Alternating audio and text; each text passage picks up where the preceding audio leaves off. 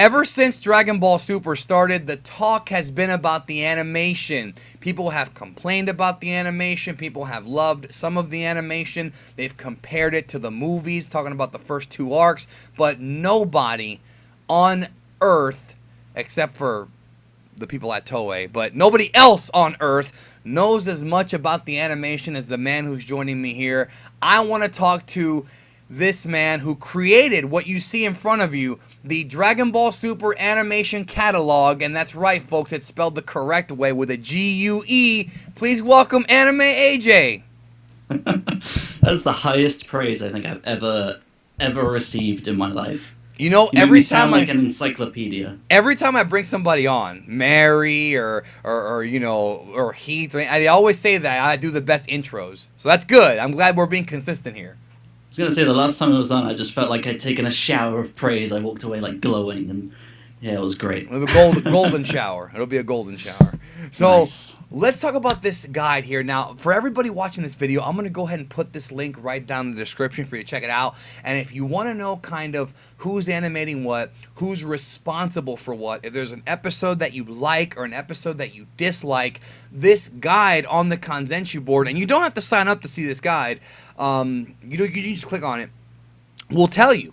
Now, was that the purpose behind you making this? Yeah, pretty much. I've had a good interest in animation for a while now. Before I even began with Super, I was looking through Dragon Ball and Z and GT and seeing who supervised what, who animated this bit, and blah, blah, blah, blah, blah. It was just a hobby. And then, obviously, Super came out, and the animation in that obviously sparked a lot of conversation, and I kind of wanted to just sort of educate people, I suppose, because I see a lot of comments that are like, the animators are lazy, this is all bad, and what happened to the guys who worked on Z and all this kind of stuff. And, I mean, if you go and look, you can see your answers to all of these questions. He worked on Z. He worked on Z. Many people did. I mean, we can scroll through and I'll tell you who worked on Z. Yeah, we'll go through. I'm just going through slowly so people can see it. So I wanted to ask you, obviously, with episode 5, there was a lot of controversy. It went semi-viral. And as a result of that, a lot of fans were turned off by Dragon Ball Super before even watching it, which really pissed me off because I don't like it when people took, like, key animations. Remember that whole thing where people would take, like, in-between shots and claim the animation sucked even though it was an in-betweener? Remember that? Yeah, that makes me sad. I don't think people understand that animation is movement. You can't just take a still frame and judge something from that. You're judging a drawing. That's not animation. Now, I want you to explain to the people as best you can how this behind-the-scenes process works at Toei. In other words, you've got your animation supervisors, you've got the key animators, then you've got the in-between guys, which are normally outsourced. That's what I've kind of picked up on. And what has changed in the past couple months, because we've talked about how now Super is being given much more care from Toei. What's going on? Tell us. So I guess for the full story, I'm going to pimp out myself here. I did a video that talks a lot about kind of what happened with Super. Description. Kind of it's going to be in the description. I'll put it down below. The best. Where we're at now. Look, the schedule is not in a good place. I mean, not a lot has really changed, honestly, but they're doing pretty much everything they can to sort of make things look much more polished. So what they're doing at the moment is, before they would only have one animation supervisor, and an animation supervisor, if you don't know, is someone who's responsible for ensuring that an episode looks sort of consistent. It has one style throughout, and they're also in charge of approving the animation that gets handed to them from the key animators, and if something's wrong, then they're in charge of correcting it. So they look through all the animation and then kind of pick and choose what's wrong, and they tell them to go fix it, right? Correct? Yeah, exactly. Gotcha. I mean, if they can't fix it, then maybe they'll they have correction sheets. They pretty much put it over the top of a drawing and then draw their own correction over the top of it, which is why you'll sometimes see animation that's clearly not by the supervisor, but has the supervisor's touch on it and stuff like that. So, for example, Battle of Gods and Resurrection F, despite having loads of different animators and even animators with really distinctive, cool styles, you don't see any of that because Yamamura is historically quite a sort of overbearing supervisor. He makes sure that a production 100% looks like he drew it from start to finish, which is one of the reasons that I personally don't like him that much, because I feel like letting an animator express himself is important. But yeah, it's hard to deny that he definitely makes stuff look consistent, I suppose. Which, I mean, it's great for Super, but not so much when you actually have talent on board. Yeah, and the thing about this is that, and you point this out here, sometimes the supervisors aren't just supervising, they get involved. And also, like you pointed out right here, that he provided minor key animation for episode 39. And that's one thing that, guys, you got to understand who don't know how this works, is that sometimes the animation supervisor doesn't supervise the episode, but he might still get called or might be in the office and might help with a couple of shots here and there, you know, if they're around. That's how I've always kind of understood it. Yeah, exactly. And I mean, that's not always normal. Generally, your supervisor will do his supervision work and he'll maybe contribute some key animation. But if he's then going off and helping on other episodes, that's actually a sign of a really bad schedule, or something's gone wrong with the episode. When you're having to pull in help from other people just to get an episode done, that's kind of scary. And you definitely see that quite a lot in Super. I mean, you'll get one episode 1 week complete, looks great. The next week, sort of stuff's looking a bit iffy, and then you'll suddenly see the style of the guy from last week pop up, and you'll suddenly see in the credits at the end, oh, so he helped out there too, when really he should be busy, like on his episode in the future. Like everything's kind of all over the place, but yeah. And now, I mean, lately, well, go ahead. Now I'll ask you my next question. No, I was just going to say we're getting a little bit off topic. We're going to talk about everything now. Well, yeah, and that's kind of the whole point, is that I want everybody to check out the guide, because honestly, I'm hoping that at some point, Vegito EX and Hujio take this and put it somewhere on the front page as in like a super animation guide or something. Obviously, you'll have to do touch-ups here and there and add more information, but I think this content should be on the front page. But if you know, it's not on there yet, but if you're watching the video again, you can click the link and read and see what's going on. And of course, AJ provides lots of tidbits about where these guys came from. Like right here, it'll tell you pretty much where he started, and you know, and it's not a complete historical bio because that would take a lot more work, but it's, you know, tidbits here and there. My question to you was, we've been hearing lately that there are now 2 animation supervisors for many of these episodes, or more. Is it just 2, or have there been more? Oh, there's been like 4 sometimes with assistants. It's mad. Yeah. This is entirely due to the schedule, correct? Am I right on that, or is there more to this? In other words, can you explain the significance of them having multiple animation supervisors? Sure. So it is definitely to do with the schedule, because of the way Super is, because it's not a seasonal anime. It's something that runs all year round. They don't have the luxury of sort of finishing a season, taking a break, getting their shit together, and moving on. That's just not how it works. And I know a lot of people want that, but there's no reason for them to do that. The merchandise sales are too good, blah, blah, blah, blah. Those are reasons. So what they're doing instead is throwing a lot of manpower at episodes just to get things done. Unfortunately, the anime World Trigger ended recently, which meant that loads of animators freed up, and they, well, not all of them, but a large portion, they gobbled pushed them up onto Super. Yeah, Super gobbled them up, absorbed them, and you've seen some really, really impressive work. I know a lot of people, for example, in episode 48 at the start, there was a fight between Trunks and Black, and it was really nicely animated, and everyone was like super happy amazing with it. Yeah, and that was by a guy called Higashide, and I believe he came from World Trigger, and he's been doing absolutely incredible work ever since. He also did the Vegeta training sequence in the most recent episode, the Gohan and Trunks one. So yeah, he's got some real talent. We're sort of quite lucky that World Trigger ended. I actually hope they keep the guy around. Now let's go through some of these animation supervisors here and kind of talk a little bit about their work.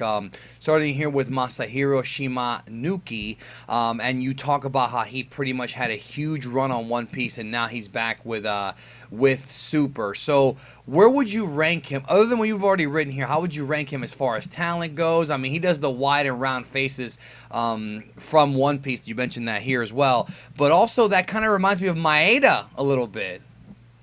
So Shimanuki was like one of the big names back on Z.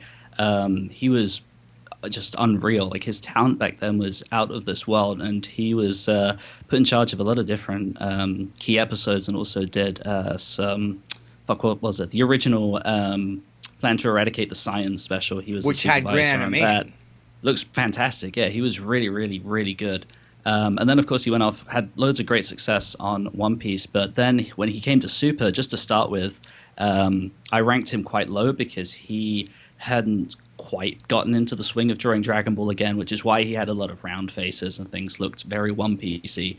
But if you look at his work recently, he's really getting back to drawing how he used to back in his Z days. I mean, if you click the link for 48 and take a look there, what it looks like now, it's totally different to what it was. It's really, really nice. Let's take a look here, because you've got guides here on IMGUR. So yeah, this is all great stuff. This is all fantastic stuff. Yeah, I love this part right here. So yeah, folks, there's pictures too, so you can look at and make the comparisons. So how about Yukihiro Cattano? So I rank him. I rank him very low. And I don't know. I don't know if it's fair to do that, but let's just say that if you compare his episode 1 and then compare his episode 24, he's just. I mean, it's so bad, and I don't know whether it's because he. Yeah, this was not good. Yeah, I don't see. The thing is, because episode 1 was good, I don't know if he is good. But he can't work under a heavy schedule, and so episode 1 was good because they obviously had loads of time back then, no time presses at all. But then everything since has just been so messy and not good. So I really don't know what's going on there. But and that's one thing I want to explain to the people too, is you can't always blame the animation supervisors. Sometimes they are rushed. You know, I did a video a while back talking about Thomas and Tokyo's revelation about how anime is in Japan. I just want to, kind of talk about this real quick and then get your perspective on it. Sometimes these guys are rushed, like you said. Sometimes it's the crew they're working with and they have deadlines to meet. So even though they might be talented guys, it doesn't always work out that way. Yeah, absolutely agree. I mean, what upsets me so much is when I see people going, "God, this animation's so lazy. This animation's so bad," and it's so unfair. Like I understand this animation is not good, and I understand that it's upsetting as a fan. But to call it lazy, I feel like just shows so much ignorance about what it takes to put together a really solid piece of animation. Like it's absolutely fine to criticize it, and it's absolutely fine to call it bad, but do not call it lazy because it is not. At all. No, because these guys are damn near freaking killing themselves to get these episodes out. But that kind of cultural ignorance has always been around in this community. I don't really like it. People don't understand how much work it takes to make this series. And no, it's not going to look pristine every time, but like we talked about, it's all due to the schedule, and they're even aware of it because, like you said, they're dumping more manpower. But you can't sit here and say that Cattano is a horrible animator, has never done anything good, when sometimes not even his fault, like you said. Yeah, exactly. I mean, that's what I like to say. Like, if you're upset with someone, go and look what they did towards the start of the series when the schedule wasn't great, or go and look at an episode where they obviously had a lot more time. I mean, because obviously I've listed the episode numbers here, so you can see how many weeks they had between each episode. So if there's a big gap, go and look at that. Go and look at the episode that had the big gap, and if that looks good, well, maybe there's your reason compared to obviously something that had less time. That's why everybody should check out the guide. Osamu Ishikawa. I like this guy. This guy's great. I like this guy a lot. Yeah, he was from Rurouni Kenshin. I love the animation on that show. And episode 2 was so awesome. Let me see if I can pull it up here. I loved episode 2 as far as how it looked. I really enjoy. What are your thoughts on him? I love him. He's he's probably, I don't know, my third favorite animator now. He has a really, really nice style. It's not too far removed from Yamamura's, but he tends to draw things a little simpler, a lot cleaner. For example, the image you've got up here, if you head up to the Vegeta and Goku face in the top left, it's very on model, but it doesn't look that much like Yamamura, who tends to sort of make things extremely angular. This is a lot softer. They look a little bit younger, which I know a lot of people don't like, but I think it looks really clean, really nice. I really, really like it a lot. Well, the whole thing about characters looking younger, Goku and Vegeta, that's one thing. It's the fact that Trunks and Goten have an age, but that's a whole different discussion. Yeah. Yoshitaka Yashima. I'm not familiar with him, to be honest with you. So this guy is. So it's hard to really describe him. To be fair to him, he's basically the saving grace of Super, even though his style is not nice at all. So essentially, his worth all comes from his ability to animate fast. He's a guy who solo animates episodes, which means he does the entire episode by himself. How the hell do you pull that off, bro? Yeah, so he's just incredibly fast, and even though his style isn't the best, if you look at his later episodes, it's essential. Because as soon as one person is tackling an episode all by himself, it means other animators can then go off and do future episodes with way more time. They're not hung up on just this one episode. So he gets given really unessential episodes, stuff like the transformation. Yeah, like there's nothing really big going on in this episode that matters that much. I mean, obviously the transformation is a big thing, and the end of that episode does look good.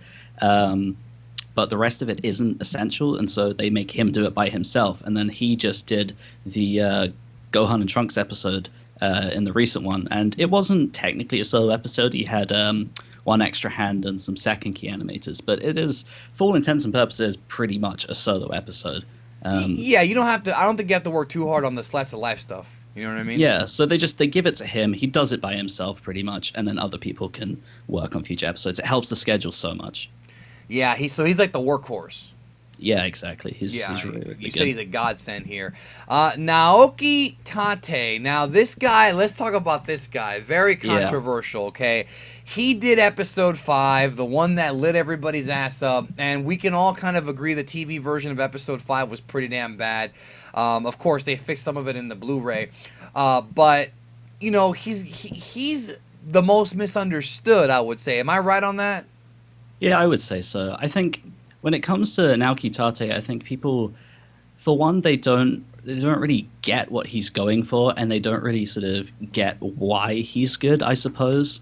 The thing with the Dragon Ball fan base is that they love everything to be sort of 100% close to, I guess, Z and Toriyama's art, which is a fine expectation to have. But with animation, not everyone reads a manga and thinks to themselves like, hey, things need to move in exactly this manner and everything needs to be drawn exactly this way. Like, the fun thing about anime and the fun thing about animation is that you can be free and sort of express yourself in a certain way. So he takes quite a loose approach, which is something you see with animators or directors like Hosoda, who did One Piece Movie 6. He did Wolf Children. It's a very sort of loose, minimalist art style, but it means that you can animate so much detail into it, but so much expression into it without trying too hard, which is absolutely wonderful and exactly what Super needs. So while his art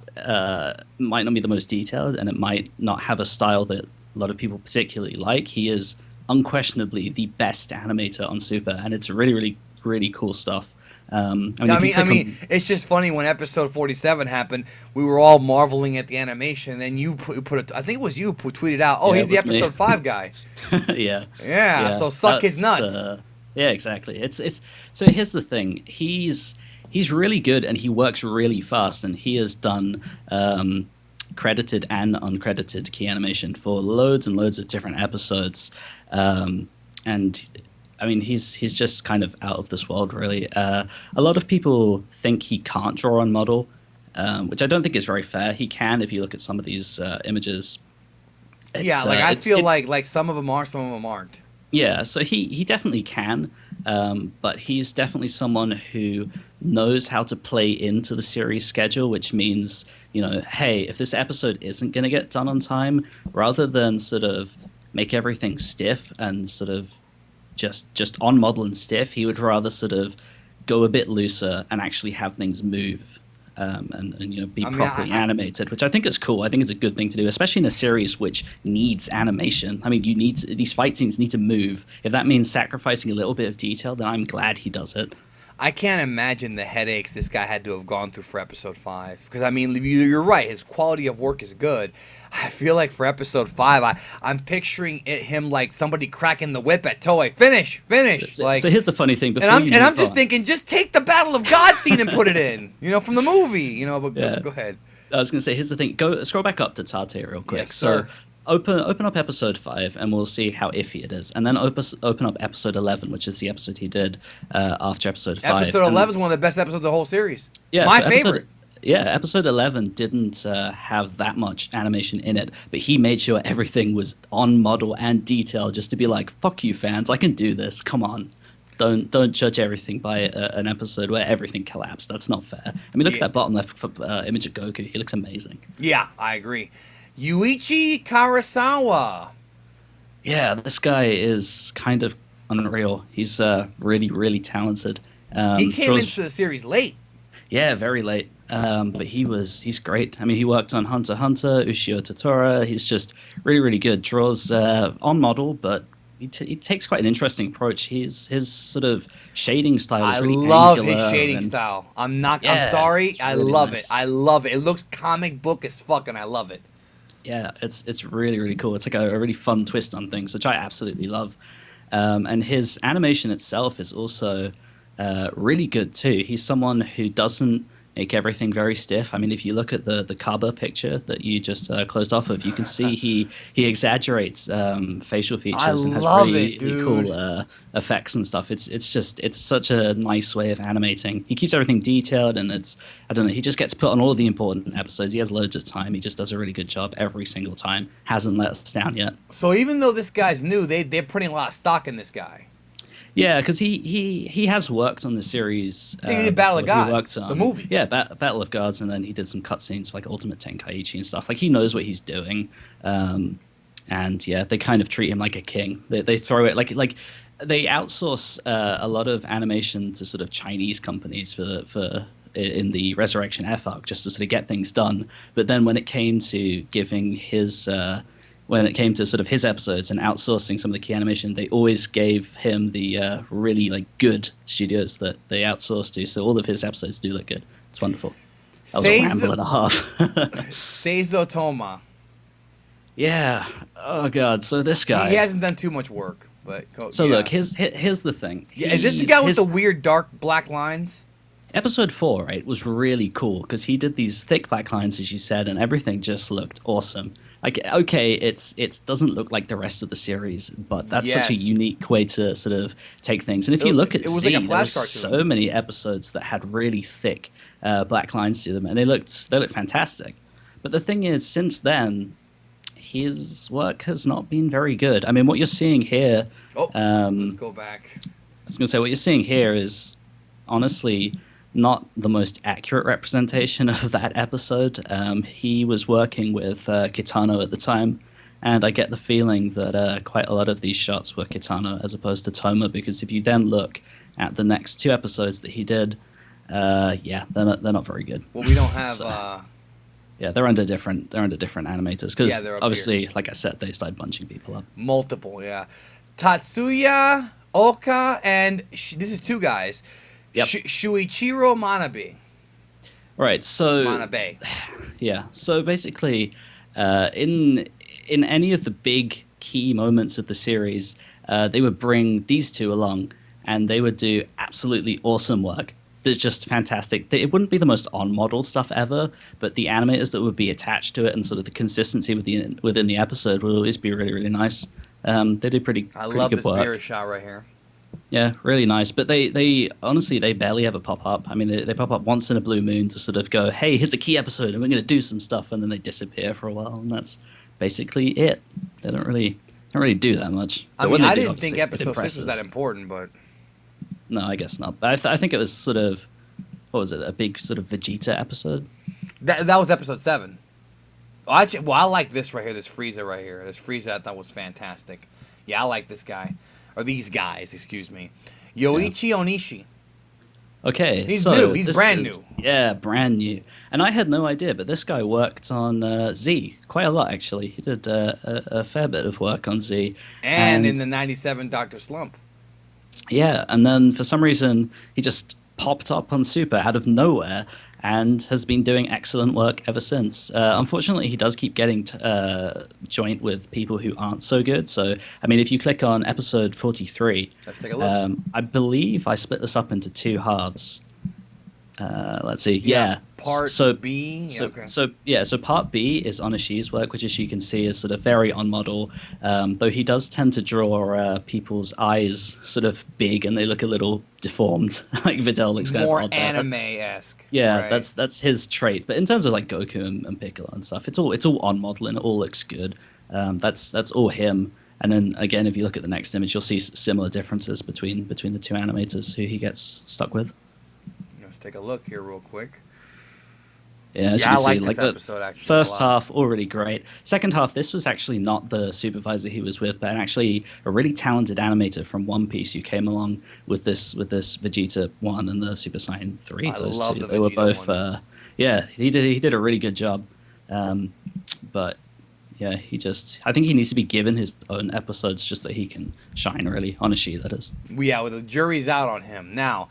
Tatayoshi Yamamura. I like this guy, but you've been very critical of Yamamura lately. But he's only worked on one episode so far, but he's come back around. Of course, he did direct Resurrection F the movie. Yeah, he did. So I'm wondering if he's going to direct the Trunk stuff, but whatever. Go ahead. Like the new Trunk stuff. Go ahead. Right. So Yamamura is the character designer for the series. If you don't like the bubbly art, if you don't like how things look in Super, or in Resurrection F or in Battle of Gods, if you don't like the modern art style, this is the guy to blame. If you do like it, well, there you go. This is the guy to praise. But yeah, he, for some reason, has only popped up to supervise episode 13. He did a little bit of work on episode 39. Yeah. But other than that, he's only really done endings. I don't really know why he hasn't worked on the series. That's kind of weird. You'd sort of expect Is it someone because like him he's too to. expensive? I don't think so. I don't know why. I don't know what he's doing. It's really strange because, like, he says that he doesn't watch any other anime but the ones that he works on, and the only stuff he's done lately has literally just been Dragon Ball. I don't know what he's doing, but all he seems to do is endings, and that's it. So people have kind of theorized, hey, maybe he's doing something with a film, but I don't know. Maybe he just doesn't want to work on a series with a schedule. He does like a lot this. of interviews too. He's done a lot of interviews because of Resurrection Yeah. F, I would say. Yeah, he kind of likes to pretend he's the face of Dragon Ball now. He does. He was even Yeah. like he's almost like, I feel like and again, I'm not trying to disrespect him, but I feel like he comes off like he's like the second heir to Toriyama, right? Oh, absolutely. That's part of the reason that I find him annoying as well. Like, for one, I don't like his art style, and I also don't like his attitude. But that's a whole 40-minute video. Yeah, I mean, he did don't get good me in wrong. this Like, episode. here's the thing. I might not like this art style. I might not like his character designs, but I'm not going to pretend that the episodes that he produces aren't polished. Like, he at least ensures got that talent. stuff does look nice. Yeah, it's And not, of course, it's he not did the awful. Majin Vegeta Goku fight in Dragon Ball Z, which is a lot of people's favorites. He did back when he was talented. Yeah, back when he was in his prime, right? And then the last guy we've got here is Shuichi Seki. This guy hasn't done shit, bro.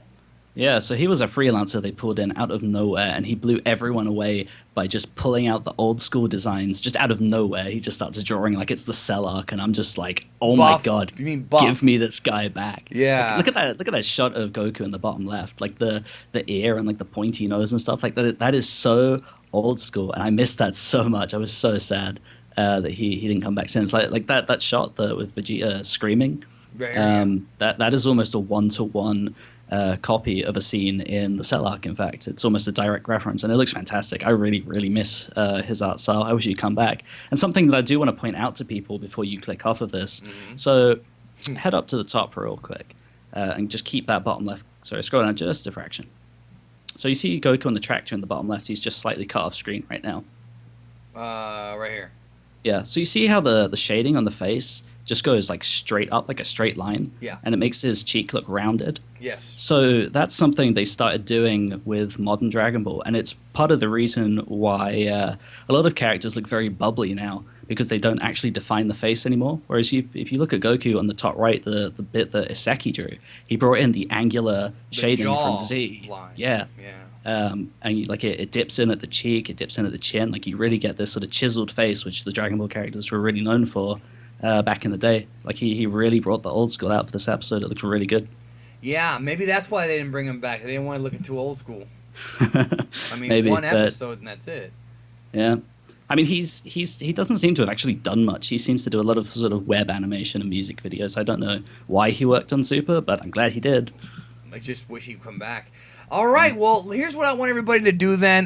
Go to this page. I'll leave the link, like I said, in the description.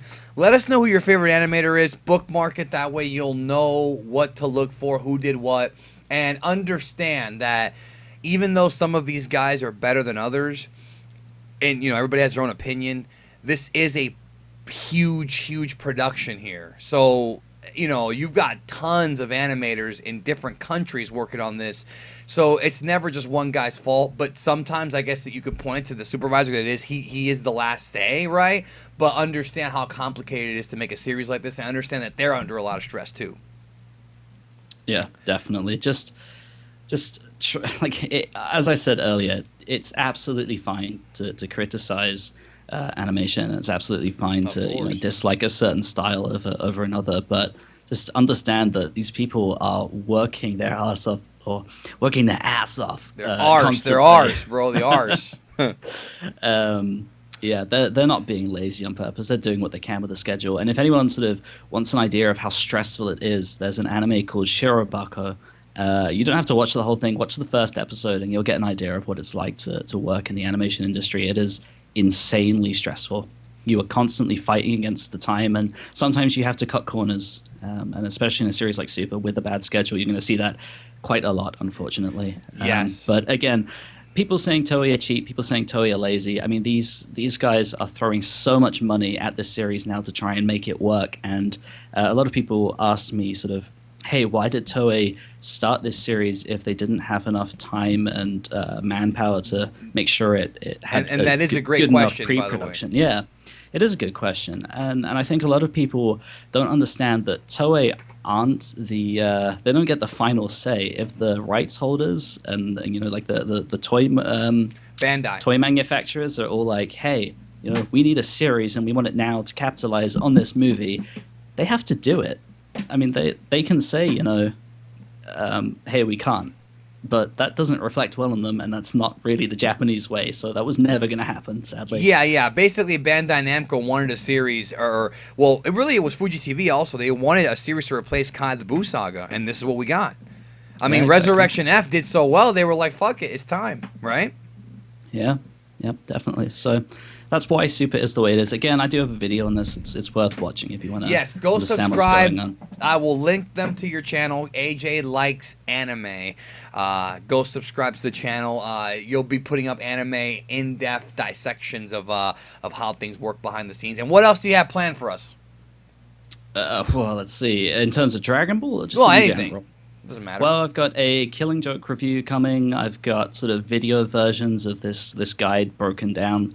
Going through the animators in detail, because obviously in a guide like this you can only really show stills. I do have some videos in there, but it would be nice to actually make use of videos to actually talk about the animation, so I'll be doing that. And yeah, I guess that's it for the time being. Go check it out, and subscribe to AJ Likes Anime. Thank you again for being here, bro. No problem. Good to talk to you again. Always a pleasure, and we'll talk to y'all later on.